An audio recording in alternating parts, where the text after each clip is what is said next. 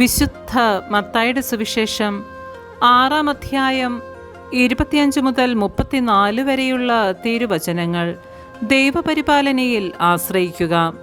ഞാൻ നിങ്ങളോട് പറയുന്നു, എന്തു ഭക്ഷിക്കും, എന്തു പാനം ചെയ്യുമെന്ന് ജീവനെക്കുറിച്ചോ എന്തു ധരിക്കുമെന്ന് ശരീരത്തെക്കുറിച്ചോ നിങ്ങൾ ഉത്കണ്ഠാകുലരാകേണ്ട.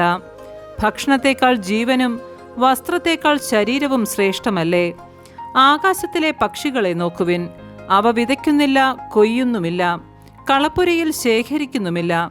എങ്കിലും നിങ്ങളുടെ സ്വർഗസ്ഥനായ പിതാവ് അവയെ തീറ്റിപ്പോറ്റുന്നു. അവയേക്കാൾ എത്രയോ വിലപ്പെട്ടവരാണ് നിങ്ങൾ. ഉത്കണ്ഠ മൂലം ആയുസ്സിന്റെ ദൈർഘ്യം 1 മുഴമെങ്കിലും കൂട്ടാൻ നിങ്ങളിൽ ആർക്കെങ്കിലും സാധിക്കുമോ? വസ്ത്രത്തെപ്പറ്റിയും നിങ്ങൾ എന്തിന് ആകുലരാകുന്നു? വയലിലെ ലില്ലികൾ എങ്ങനെ വളരുന്നുവെന്ന് നോക്കുക. അവ അധ്വാനിക്കുന്നില്ല, നൂൽ നൂൽക്കുന്നുമില്ല. സത്യമായി ഞാൻ നിങ്ങളോട് പറയുന്നു, സോളമൻ പോലും തൻ്റെ സർവ്വമഹത്വത്തിലും ഇവയിൽ ഒന്നിനെപ്പോലെ അലങ്കൃതനായിരുന്നില്ല.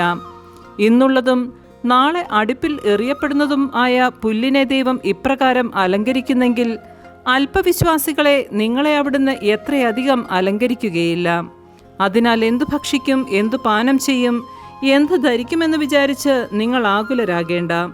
വിജാതീയരാണ് ഇവയെല്ലാം അന്വേഷിക്കുന്നത്. നിങ്ങൾക്കിവയെല്ലാം ആവശ്യമാണെന്ന് നിങ്ങളുടെ സ്വർഗീയ പിതാവ് അറിയുന്നു.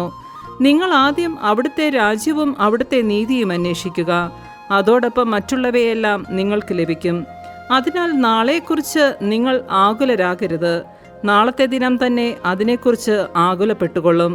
ഓരോ ദിവസത്തിനും അതതിൻ്റെ ക്ലേശം മതി. നമ്മുടെ കർത്താവായ മിശിഹായ്ക്ക് സ്തുതി.